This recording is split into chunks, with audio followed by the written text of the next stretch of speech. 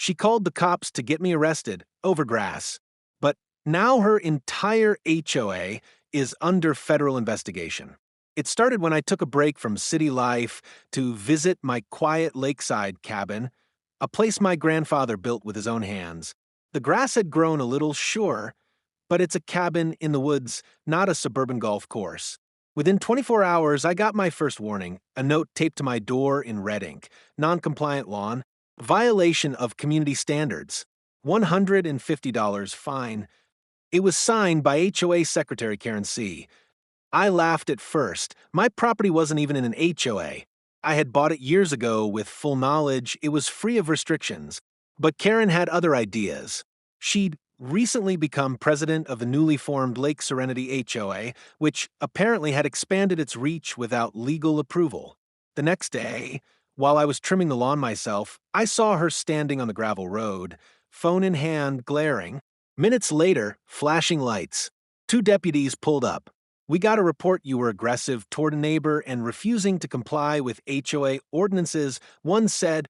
I was stunned. I explained this was my private land, showed the original deed and boundary survey. The deputies left, embarrassed, but warned me to stay civil anyway. That's when I knew Karen wasn't just annoying. She was dangerous.